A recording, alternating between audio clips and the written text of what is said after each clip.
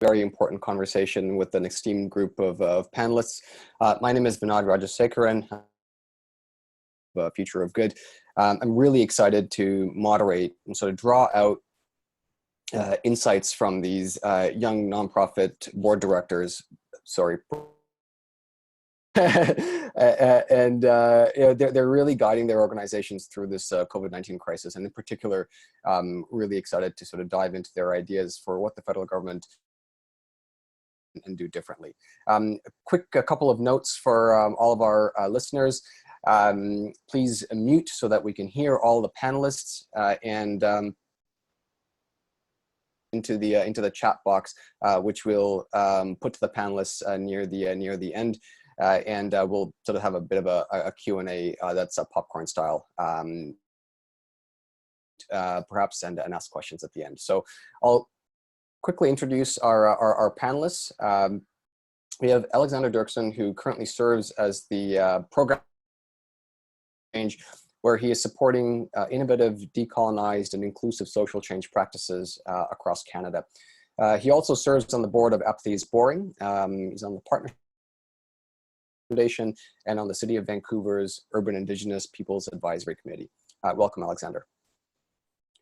Thank you. We have Katie Miller, who's the Managing Director of and the board chair for the Global Impact Hub Association, which has locations in over 100 cities, and is also a board director with Just Change. Welcome, Katie. Thanks, welcome, thank you. We have Sydney Piggott, who is the Director of Programs and Projects at YWCA Canada. Sydney is on the board of Resources, is a member of Gender Equality Network Canada, and is an advocate for the rights of women, girls, and non-binary people on a global scale, and has represented YWCA, my apologies, in several international forums. Welcome, Sydney. My apologies. Excited to be here. Vuong, who is a military officer with the Canadian Armed Forces. He's a board director at the NATO Association of Canada, chair of the Mencius Foundation, and a former board director at the Canadian Centre of Toronto. Welcome, Kevin. Thanks for having me. And last but not least, we have Brian Toller, who is the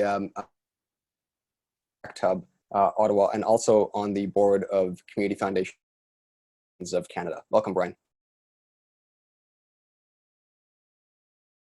Hi there, Vinod, although I am not a panelist. Thank you so much for joining us. Let's get going here. I've got a few questions that we can kick off with.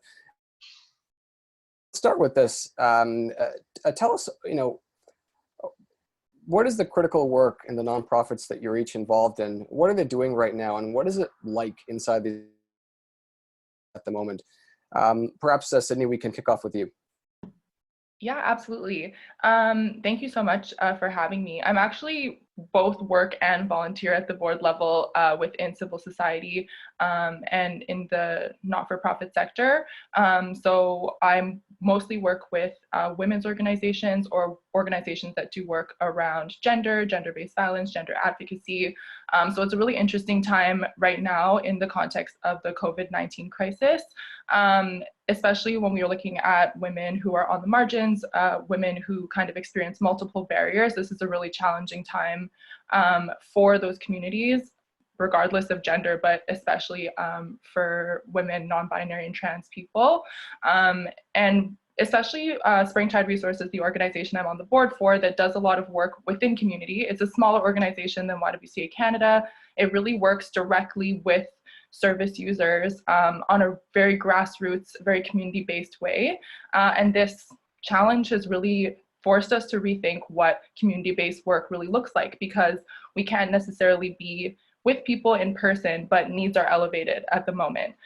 So in the context especially of government aid that's coming through, a lot of the people that we're working with don't necessarily know how to navigate the system on a good day, never mind within crisis that we're experiencing now. So it's been really challenging. It's definitely changing the way that we look at our work. It's changing the way that we see gender as a social determinant of health. And it's really interesting in a lot of ways. I hope that it will strengthen our work going forward, but it's definitely a super challenging time.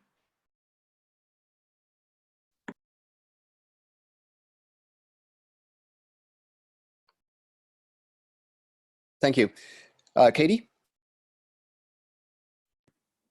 Hi, everyone. As mentioned, my name's Katie, and I work with Impact Hub Ottawa as well as the Impact Hub Global Network, and we're a collection of spaces around the world that are collaborative co-working spaces and communities that focus on supporting social entrepreneurs and non-for-profits that are looking to take action for a more just and sustainable world. So as Sydney mentioned, this is definitely asking us to rethink how we convene people as an organization that has traditionally believed in the art of gathering and the power of place to do this. We're looking and being asked to rethink how we deliver this. Both as non-for-profits and social enterprises ourselves, we are trying to navigate both how we're going to as an institution get through this challenging time, but also how we are going to continue to serve our community that needs more resources more than ever during this time. So I would say right now within our institutions, it is both extremely kind of overwhelming and stressful with so many unknowns in terms of when we are going to be able to return, but also has been powerfully beautiful in many ways in terms of for me, showing the power of a network and being part of a non-for-profit that is part of a global network. I've been finding that so helpful in terms of getting through this current times. As a network, I have opportunities daily to meet with other makers around the world of how they're navigating the situation in their city, what their government is instituting, what we can learn from that. And I think it is definitely showing the power and resiliency of a network-based model as well.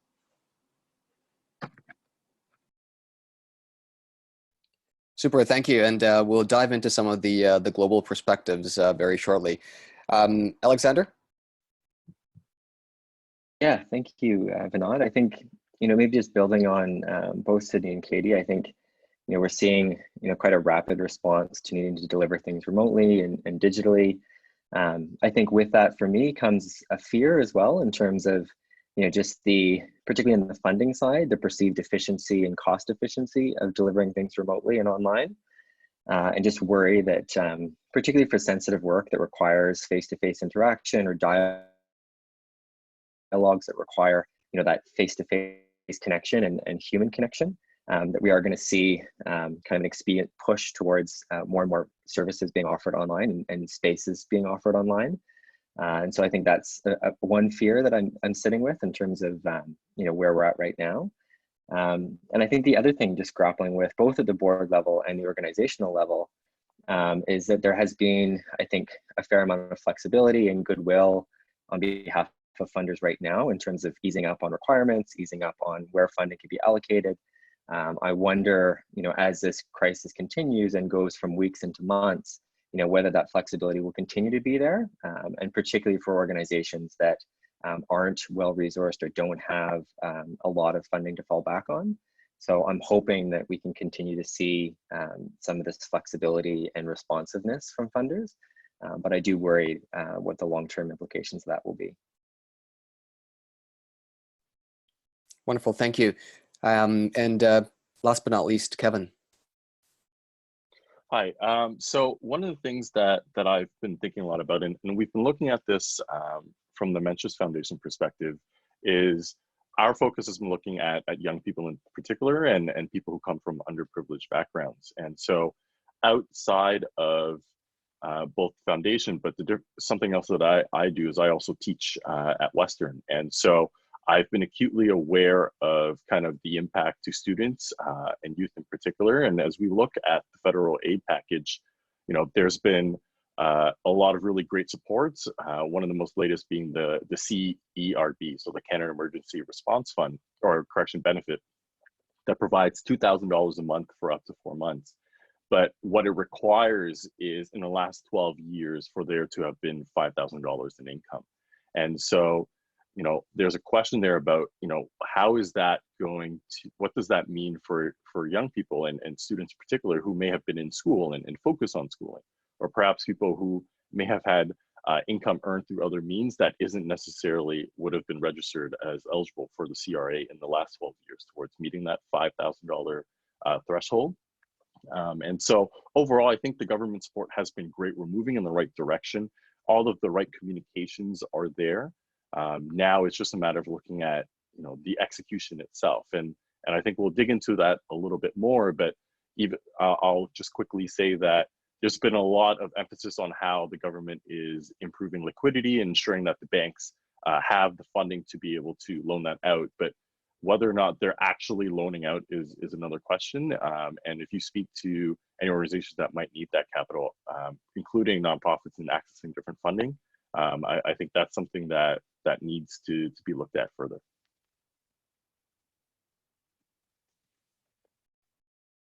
Thank you.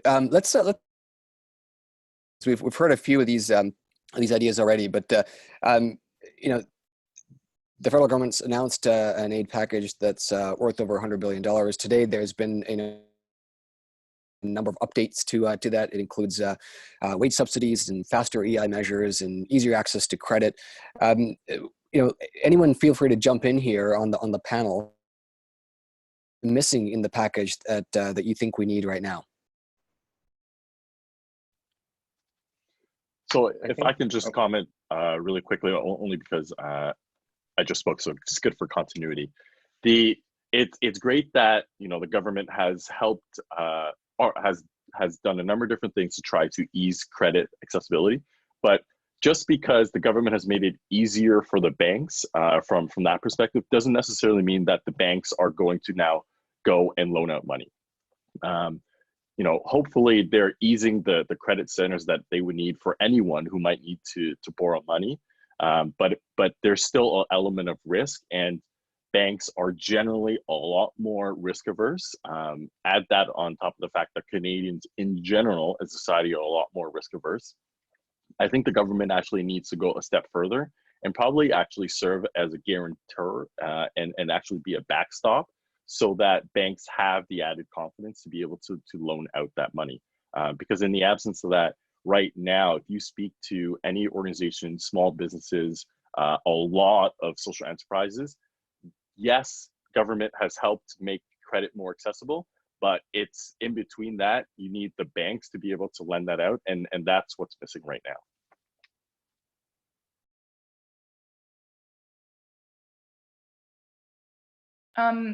If I can go ahead if people want to wait. I think that there's kind of three things that I really come to mind when I think about this package, and I'm quite impressed with the level of responsiveness that is happening from the government. A lot of things that we were asking for yesterday are happening today, which is really great to see. It's awesome to kind of see this policy space and this advocacy space open. But I think the first thing I would say, and we talked about this a bit before, is just the way that marginalized communities kind of feel like an afterthought in the context of a lot of this package. A lot of communities have been asking for these types of supports far before COVID-19 was happening. And now that it's hitting the middle class, big business, the wealthier Canadians, it's becoming more serious. It's becoming something we need to act on quickly. And I would really love to see a better equity and intersectional lens applied to these things, especially because a lot of the people who have already been experiencing these barriers, for example, people who have trouble accessing the system, a lot of our public spaces where people would be able to apply for these types of supports don't exist right now. So how are people going to be able to apply for EI? If people don't have fixed addresses, how are they going to be able to get these supports? So I really think that it's a good start, but we have a lot to do to make sure that we're really capturing all of our communities, and especially our communities that are most in need. The second thing is that we still need to see more progress. I know Canada is ahead of a lot of countries in terms of their response to this. We're definitely seeing that with our neighbors to the south, but we also need better support for renters, for example. We need to see individuals from lower income communities being prioritized above big businesses, possibly being bailed out. Like Kevin was saying, even though we saw the prime rate drop below 1%, banks are still not following suit. A lot of the quick cash type mechanisms are still charging, 350% interest on loans. So I think that that really needs to be more pressure applied to those other bodies from the government. And the third thing is, I think that what's even more important than what happens now is what happens after COVID-19. It's great to see this type of social safety net becoming more robust, but a lot of these needs will exist even 4 months from now, 6 months from now, a year from now. We're heading into a really tough economic time, and it's only going to further exacerbate inequalities in our society. And I would really love to see this type of momentum continue, even if the health crisis were to end in 6 months. So that's kind of my key thoughts on what's going on, especially in the context of serving communities and serving vulnerable communities, and working within the social service sector.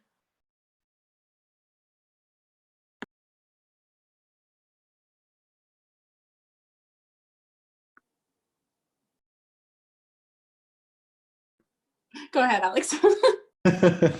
Zoom tag. No, I think would echo a lot of Sydney's really important reflections there. I think the three questions that I had sort of jotted down, which I think echo a lot of what Sydney has said, is just who is being centered in the support so far. I think Sydney touched a lot on that already. Another one is what are we giving up? I think particularly around civil liberties in terms of this emergency response. I'm thinking particularly in terms of asylum seekers, particularly those that are entering through quote unquote unofficial entry points, and them being denied right now as well. And then what are we sort of setting up in terms of the post-COVID era? As Sydney mentioned, a lot of these supports were being asked for prior to COVID. And now that we have this moment where we're at this really critical juncture in terms of a response, what are we setting in terms of a foundation? And what we're seeing from the federal government right now is, talk of potentially supporting, for example, sunsetting industries, not just oil and gas workers, but the oil and gas sector, for example. And I think these are some bigger questions as we move from sort of the immediate response of the first few weeks into a deeper analysis. These are the kinds of things, in addition to all the things that Sydney's raised, that I'm sort of sitting with in terms of where we move from here.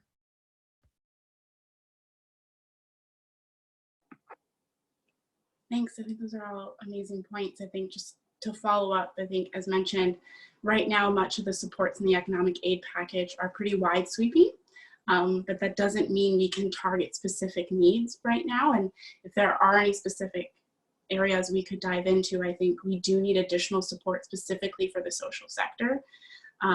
This sector is mandated to not be allowed to hold reserves. It just really showing that, of course, now in a time of crisis, many institutions have months of 3 months runway by which they can survive the current impacts of COVID-19. So additional support specifically for the social sector would be incredibly helpful, because their services and resources are only ever so much more needed right now. So that would be one suggestion, as well as just looking at other targeted ways that we can ensure that the impacts of COVID-19 are spread more equally amongst sectors and institutions. April 1st rent is coming up for so many small businesses, and this is a huge question of who takes the hit for this. So what can we do to encourage that this is shared? Of course, the tenants don't have the resources, the landlords still have costs, but how can we spread this a bit more evenly?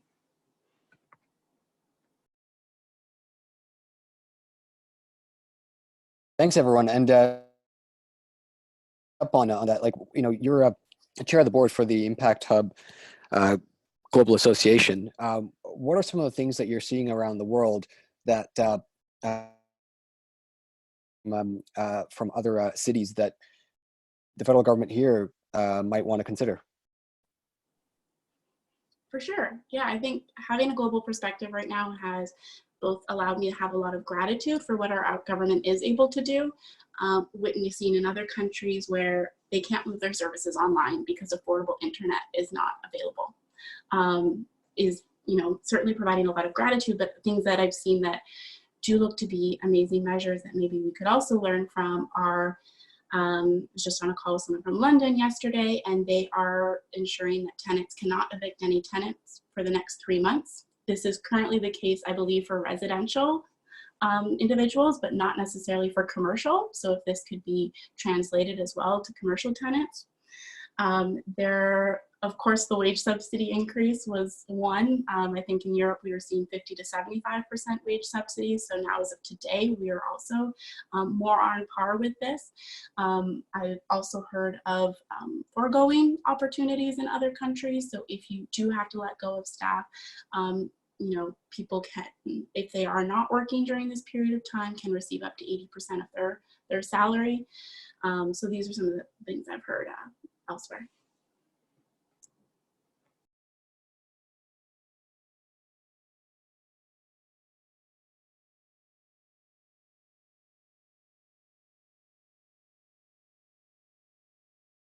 That's great. Thank you for that.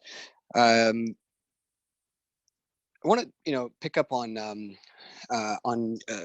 Sydney, your points around marginalized communities, and are there specific ideas that you would want to see in the next iteration of the aid package that makes this more equitable from your perspective? Yeah, I definitely think that one of the biggest barriers that existed before this, and I think is really important right now, is just making these systems more accessible for people in general. Katie actually kind of spoke to this and saying that, internet access is challenging for other countries, but it's also challenging for a lot of communities in Canada as well. And those tend to be communities that are more marginalized. So rural communities, Indigenous communities, the urban poor, which tend to be Black and brown people in most places. So those are the people who are going to be most in need. And I know from doing community-based work that this is a challenging process to be able to even apply for any of these supports. And I know that there have been promises that the system will be easier to navigate than it maybe has been in the past. But even just having access to internet or a smartphone at this point is challenging. So I would love to see a better way of doing this for communities who won't be able to access those things, especially for communities where French or English is not their first language, or a more challenging system to navigate just from a language perspective. And then, of course, people who are not within the system. So for migrants who maybe don't have status, for people who are working in the informal economy. And as Kevin was mentioning, especially for young people who may not have the base income requirements to be able to do this, people who have been seeking jobs for a long time and have been unsuccessful, those are all kind of people who aren't really being captured in this. And I do worry about what that's going to look like, because we know that this health crisis maybe have a definite time period, but the economic crisis, it's a little harder to know when it's going to end. And I think it would be really great to see the government just make these systems more accessible for people. And whether that means that, you won't necessarily have to provide a social insurance number when you're applying for these things, or the address requirements will not be as strict for people who don't have a fixed address. It would be really great to see that person-centered approach that Alex was talking about, and really just applying a stronger equity lens when we're looking at how we're developing the tools for people to access supports. I think that's really key, because I really do see the path of the government right now is increasing supports more and more. We're seeing it every day with every press conference that we're waking up to. But if people can't actually get to those services or apply for those services, then who are they serving really? I think is the big question. And in your mind, are there specific gaps in terms of service delivery that could be addressed right away?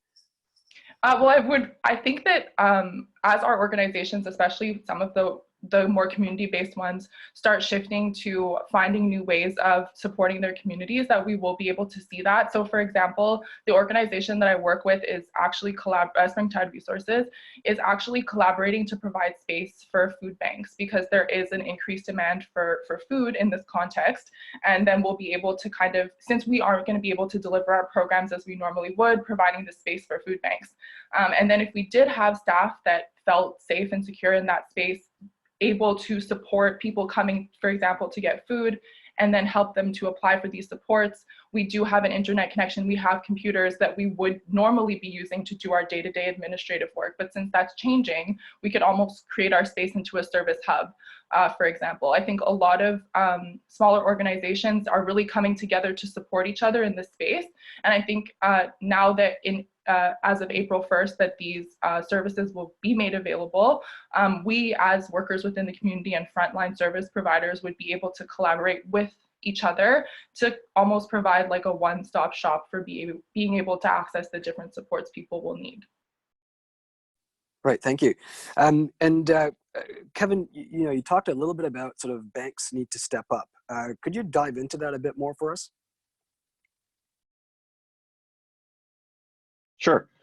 So, when a bank is assessing whether or not they should be able to loan, there's a number of criteria that they're looking, right? But that criteria is for a normal world where we're not dealing with a global pandemic, where the environment is not one where people aren't out shopping. Like these usual ratios that they're applying are not relevant for today. I'm not advocating for them to necessarily just throw out all of their standard kind of risk assessment and the different ratios that they'd be using. But what I think they need to be doing is proactively working with small businesses and organizations that need these funding the most to think about, are there more innovative approaches to how they might be able to kind of provide additional comfort from them from a bank perspective to why they could be loaning out the money, right? So instead of just perhaps looking at, one of the things, for example, they'll be looking at is an organization's ability to be able to pay back that loan. And one of the things that they might be looking at is revenue, right? So, maybe there's something else that they could be looking at to be able to kind of provide that confidence for them, but also working proactively, government saying, listen, we want to be able to provide this credit facility to the small business, but we don't have the comfort. Is there a role for government to step in to kind of be that guarantor and provide that backstop, right? So now a bank is more willing to loan out the money where they perhaps normally wouldn't have before. And I think that's where I think that is what I would see. I would suspect with the way this, the federal government has been responding to everything, I would see as probably being a natural next step in the next little while, because, as Sydney was saying, they've proven to be very responsive, that, the Trudeau government is listening. And so now it's a matter of us and others really advocating for these things and new measures to take place. And I think this is the natural next step, is for the federal government to step in and ensure that our economy, but more importantly, small businesses and all of the workers that are being employed has the funds to be able to have the funds to adapt and adjust to this new operating environment, and then two, obviously get working and start providing all of the things that we need to ensure that everybody can safely stay at home, but also continue to provide a living for everyone.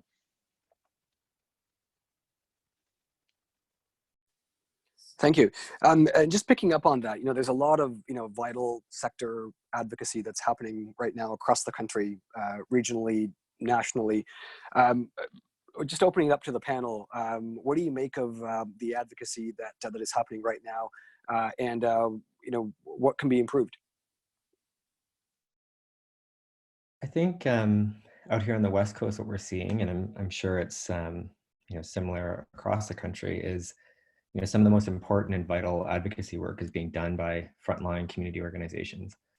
And I think, out here, for example, the Downtown East Side COVID Response Plan, Megaphone Magazine has launched their own COVID response as well for vendors. Those are the types of things that I'm really looking to in terms of folks that are on the ground. As Sydney mentioned, the ones that have been advocating for so many of these things for so long already, they know what's needed in community.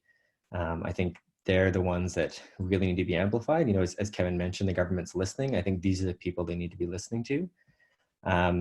One of the things I think that can be improved is a lot of that advocacy work is coming from community and frontline organizations.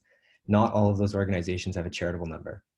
So a lot of the response plans that we're seeing, particularly from foundations, it's good to see some of the responses that have come from, the major philanthropic networks so far, but I think more needs to be done in terms of ensuring that a charitable number, which is, organizations that have a degree of privilege in terms of being able to access that administrative back end, is not a barrier if you don't have one to not being able to access the funds right now. And so I think there's, how do we support those community and frontline organizations that are doing some of the most critical work and have been doing a lot of the most critical work for long before COVID came along. And so that's, I think, for me, where more work needs to be done within the sector.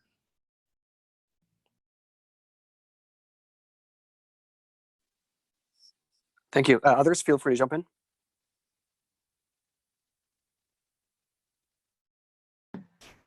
I can talk a little bit about, I think the two kind of big things that I've been seeing.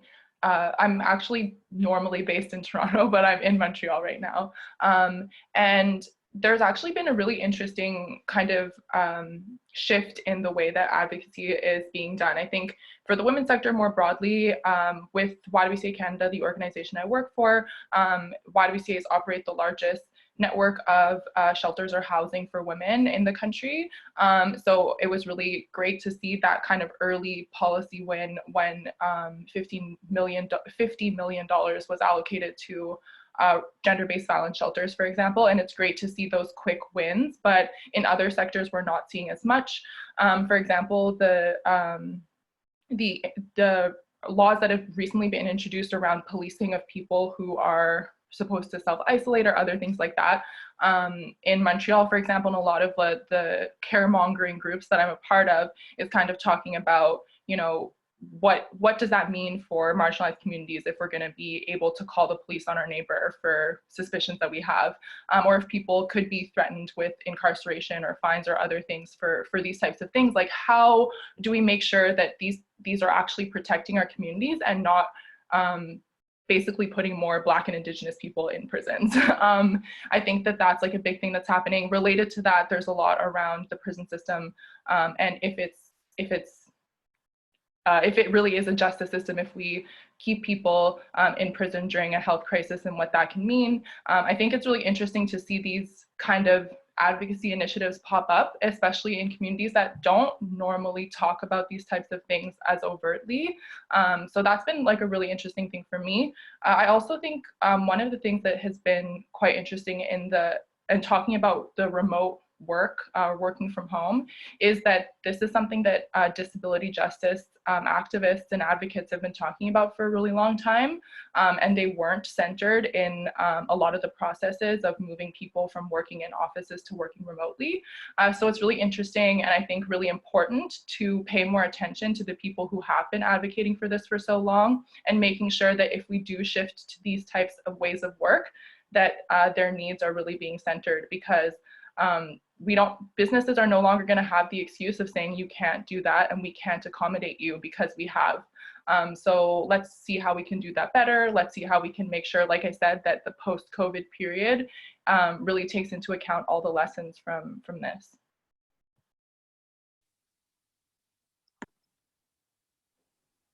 Wonderful, thank you. Kevin, Katie? Yeah, just to build on that, I think the advocacy work that has been happening has been incredible, but I think I've also seen that it is still sector specific or individual area specific. But the other day I was reading the Ontario Business Improvement Areas Association's letter of recommendations to the federal government, and I was like, I agree with all those points. And I'm not part of the BIA and I'm a non-for-profit, but those are so aligned with my needs as well. And so I think it is an opportunity for us to look for unlikely allies and partners and join up in our advocacy work together, because I think we are facing, many of us, all of the same struggles across sectors and areas. Okay, so I saw a question in the chat from Jennifer about the role of the Bank of Canada. So just for those who aren't familiar or aware, the Bank of Canada actually dropped the emergency the key interest rate target. So they did another emergency cut by, and it's now only 25 basis points, 0.25%, right? So that drops the cost of borrowing. And now, just like when the price of oil falls, it takes time for that to actually make its way to the pump and for the gas prices to reflect that drop. I think the role for the banks here is now to accelerate the speed for it to make its way from kind of the Bank of Canada having dropped that rate to their rates themselves. And there's a role also for the Bank of Canada Governor, Stephen Pullout, I think to really be as a moral leader for financial services, to actually advocate for that and put pressure for the banks to drop those rates. What I did also want to add is just following up on what was just said, is the unlikely allies that exist out there. In the last week, there's a number of social entrepreneurs, myself included, have come together. We had a factory worker, we had a marketing expert, a fashion designer, and myself. We actually came together, and in a week, we retooled a factory towards mass production. A mass prototype was developed that could actually help to alleviate, that isn't medical grade, to be clear, but provides a real viable alternative based on science and literature for non-health workers, right? So think about the other people on the front lines, grocery store workers, people who are at Service Canada helping to process EI claims, the people delivering our packages, they still need some sort of protection. And so in a span of a week, we've been able to, a number of unlikely allies came together and developed a mass alternative that can now provide people with protection while also relieving supply pressures on actual medical grade PPE, personal protective equipment. But I would say most importantly, but also very importantly, we're providing paid work and employing factory workers, some of which who are actually working in the factory, but also other people who either don't feel comfortable or who can't. Vulnerable people who can now sew and make these masks from home. And so I think in this environment, there's actually a lot of people wanting to, highly skilled people, different people who can work together. It's now a matter of looking at how can we get together a group of people who share our interests and values, but who we may not have worked with in the past. And it takes a level of openness to this. And I think the amount of innovations and solutions that can come out of this are limitless. And I have the lack of sleep from the last week to prove it. Thank you. Just picking up on that, Katie, wanted to ask you to elaborate on a point that you made around the siloed approach that you're experiencing and sort of sensing with the sector advocacy efforts. Where are you seeing some of this? Is it in the social enterprise space? Is it in other spaces where some of the things that you're picking up around the not-for-profit sector's work and business improvement area sector work that could be sort of meshed and integrated together? Could you talk a bit about that? Yeah, for sure. I think I'm just seeing that the traditional institutions that are doing advocacy, say for the social sector or for the business sector, are currently still separated, and I think there's still there's so much crossover in gray area now with social enterprises between the non-for-profit and for-profit sector for small businesses. That is there an opportunity to better align with the Chamber of Commerce and our Imagine Canada social sector charitable advocacy organizations. There's still a lot of shared needs within this period of time, and how can we find alignment? I think in our average day of work, it's sometimes hard to lift your head and see who else you can partner with and work with when there's so much happening, and in a time of crisis, that's probably even more so difficult. But how can we be strategic and find opportunities to partner, to align, and these may have lasting positive effects in terms of collaboration post this period of time. Wonderful, thank you. Just another question as we sort of begin to sort of move into our Q&A. We've got some terrific questions coming in, but as as young board directors, wanted to ask each of you, what are you learning through this experience of helping your boards navigate this this crisis?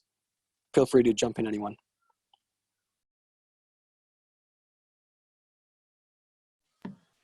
I can start if no one wants to. Yeah, I was actually kind of morbidly joking about this the other day, that our risk assessment process will be much more robust, I think, after this. I'm sure that a lot of people listening to who, whether they're doing board work, governance work, or just working in general, kind of the way that we look at risk and for our organizations is going to be completely different. I think this is one of those big major events that we will be talking about, a pre-COVID time and a post-COVID time in the way that we do governance. I think that in a lot of ways it's just further reinforced, especially for charitable organizations or not-for-profit organizations or service organizations, that we really need to center the people that we're serving in absolutely everything that we do. I think it's really been amazing to see the way that a lot of organizations have been like, who are we serving? Why are we doing this? And also bringing those voices to the center of what we're doing. I would love to see more of that. I don't think that it's happening as much as I would like in this current context, but I definitely think that from a governance level, sometimes you can be really far removed from the people that you're serving, depending on the structure of your board. So as someone who's on a governance board, I think I am more aware of what that's going to look like, and I will be reminding myself constantly of that when I'm doing work. So those are kind of the two big things, two big learnings for me is like, risk assessments need to be strong, contingency plans need to be strong. We can't really afford to lose the momentum that we did this first time around. I think we're unfortunately going to see a lot of smaller organizations disappear after this because of how challenging this period has been. And then the second thing is just really focusing on the people that you're serving, on your mission, and being really driven by that in times of crisis. Yeah, maybe just to quickly pick up on Sydney's point, just around some of the smaller organizations in the sector. I think something I'm really sitting with at the board level is the need to have a much clearer sense and deeper relationship with some of the organizations that I'm a part of have relationships with, because I think we're all, everybody within the nonprofit space is feeling this right now, but some are obviously feeling it more acutely than others. And getting a much clearer sense of, amongst partner organizations in particular, that you already are interacting with, having a clearer sense of, what it is that they need, what their sort of, general state of operations is, so that when something like this comes up, we can move much more quickly into not just looking after our own organizations, but actually supporting the network of organizations that we're a part of in the community. And I think that for me is one of the biggest learnings I've had, is just to have a much clearer sense of not just the state of affairs within the organizations I'm on the board of, but also those that we do work with in the community.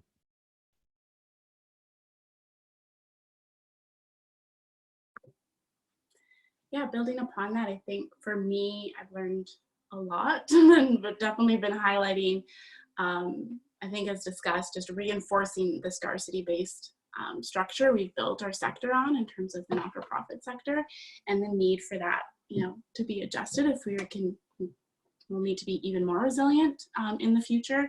As we all know, unfortunately, situations like this can only become more frequent with climate change and global warming, and this is not just one scenario, but could become more frequent. So how do we learn now for, as we said, the risk management potential future? But also learning how much opportunity crisis provides, and how much this time does allow us to pivot, change, build anew, and rethink the existing structures that we have.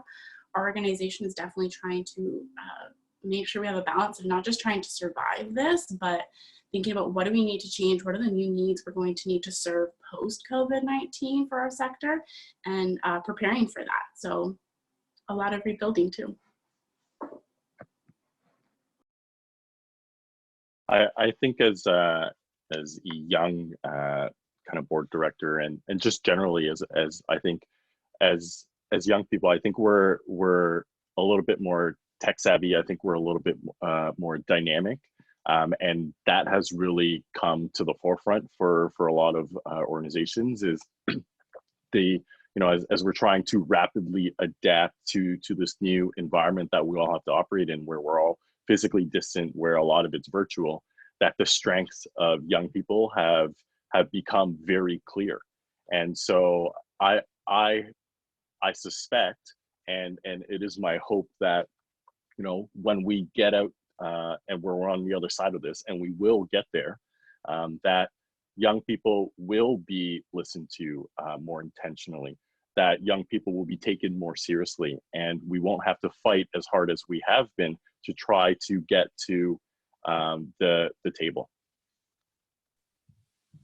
Wonderful. Thank you so much. Let's move to some of the questions submitted via chat. Here's a question for the panel. Anyone can jump in. How might the social finance space help augment supports that are needed right now? How might these be facilitated as an option to regular banks? Any thoughts?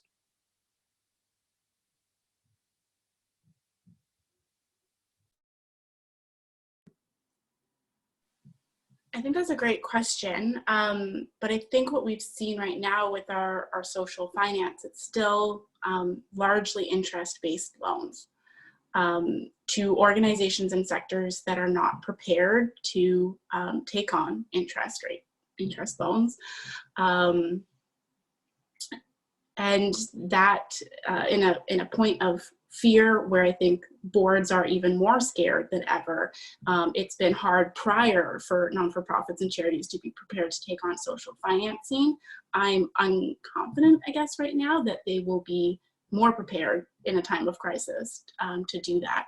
And so I think it does ask the question of how is social financing, in fact, supporting our sector, and can it during this time? That's great. Thank you. Anyone else?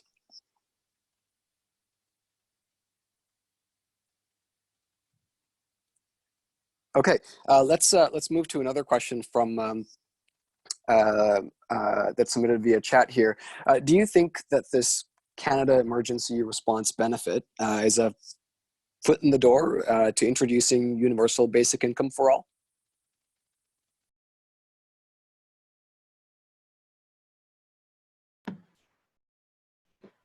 I love this question, and I'm sure Alex will enjoy it as well. Yeah, I think like a lot of people have been comparing it to UBI, Universal Basic Income. I think that I would be overly optimistic if I thought that it would be a step in the right direction of UBI. In Canada, we've done at least 2 successful studies of it in the last 50 years and still haven't done anything. So I don't see it as moving towards that, because I think, unfortunately, evidence doesn't seem to be enough for that policy change to be implemented. I think it will really depend how the advocacy is done around that after this happens. But I do think that it would be, I feel like it's unlikely that it would happen after this.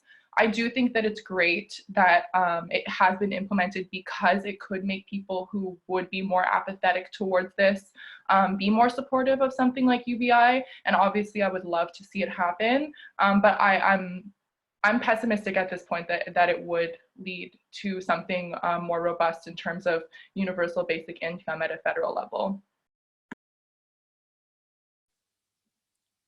Yeah. Thank you, Sydney. Sorry, go ahead. Oh, sorry. I think just building on that, I think it's, all the panelists have spoken to this, not just being sort of an immediate crisis, but also an opportunity to shift things. But I think similarly, what I'm seeing is very much a shoring up of the status quo for a lot of this work. And I think particularly for some of the communities that need these supports the most, I think it's quite surprising as Canadians as a whole, how we have fairly short-term memory in terms of the benefits of something like this, like the benefits of CERB right now. I think once the economy is back up and running and the workforce is largely back to business as usual, I think the case will be very hard to make again for UBI, because the folks that have the access and privilege to policymakers are doing relatively better. And so I think we are in a very unique moment right now where everything seems possible. And I hate to be pessimistic, but I think just, back to my point about like, what are the sectors we're currently looking to prop up? I have a feeling that we're just going to be, resorting back to a lot of the status quo post-COVID. I'm going to be the contrarian, and I'm going to say that I think we have a unique opportunity, in this crisis to push for things that the federal government may not otherwise entertain, or for things that would have taken us much longer to get there. And this is the opportunity now, as the silver lining in the pandemic, to advocate for things that we were all working hard to do. And there's the appetite right now to try these things, because we need to take we need to take bold action. And now's the time, I think, for bold advocacy. And so, and that can build the foundation for us to work towards things that we believe should already be part of the different support services that exist. That this is the bold opportunity for us to disrupt the status quo.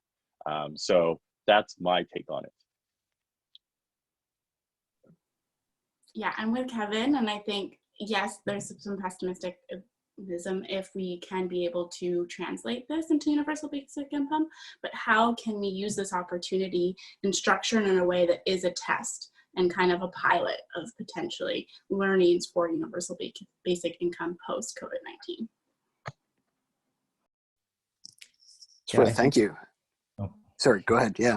Oh, I think just very quick. I just wanted to loop back, I think, to Sydney's earlier reflection, though, which is, I think, yes to all those things. And I hope that in order to do that, we're actually starting to look at our full communities, because, the question I'm left with across the board with COVID is like, why has it taken a pandemic to get some of these basic supports and services out there? And I think it's going to require all of us, particularly those in positions of relative privilege right now, to be actually continuing to advocate, not just for ourselves, but for everybody. And I think that's the only way we can get towards UBI or any of these longer term policy shifts. Super, thank you. And we have a last question here, and then we'll turn it over to Jenna. What does a care policy infrastructure look like for Canada?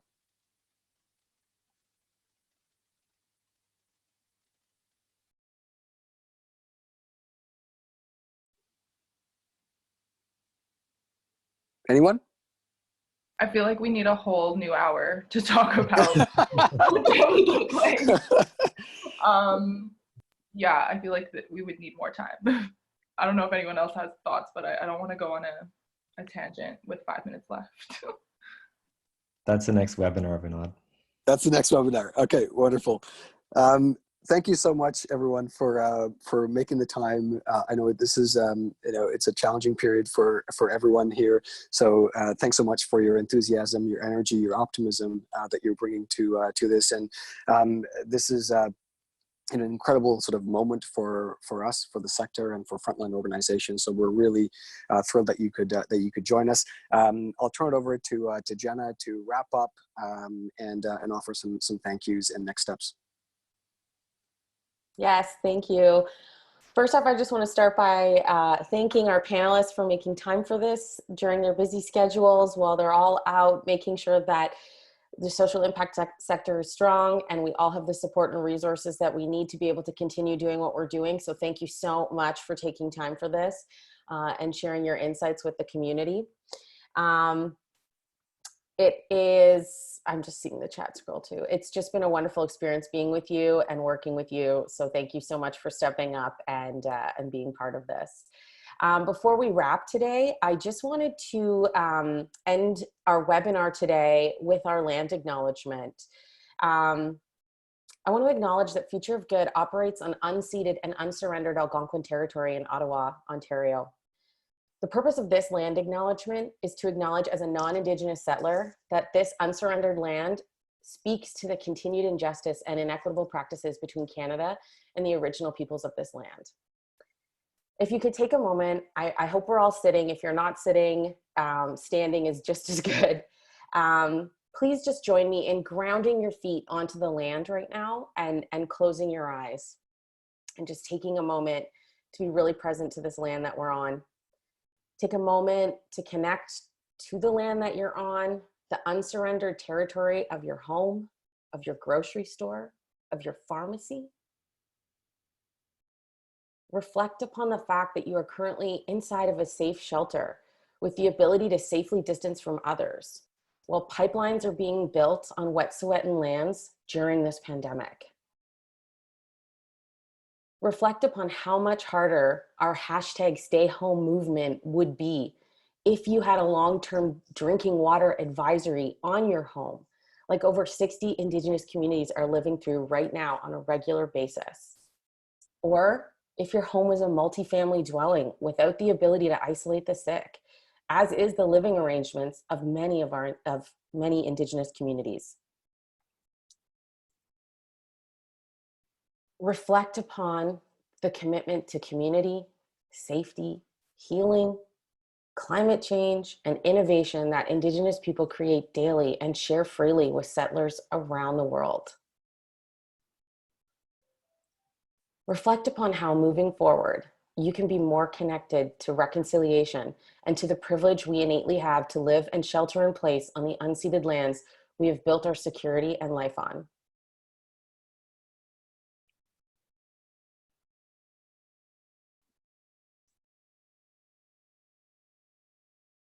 Thank you, everyone, for taking a moment to reflect with me on what privilege we have to be on these lands. I wanted to thank everyone for being here today, for taking time out of your day. If you like what Future of Good is up to and you enjoy these kinds of webinars and the content that we're putting out, please take a moment to consider being a member of Future of Good. We have memberships available on our website, right on the main page. You can click sign up. And right now we're doing a 20% off 3 months to open access to this, to make sure as many people as possible can have access to the information that we're putting out, access to these webinars. You can use the code WFH2020, Work From Home 2020, that's the acronym, to get that code on. And if you're a part of a group or an organization and you're looking for a package, please feel free to email me, let me know, and I'd be happy to help you out in whatever way that looks like. Thank you, everyone. We'll be putting the webinar up online so you can access this later. And yeah, have a wonderful day. And thank you so much for this insightful discussion.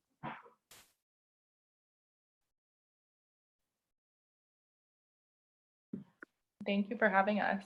Thanks for having us. Take care, everybody. Be well. Take care. Stay safe, wash your hands, be well.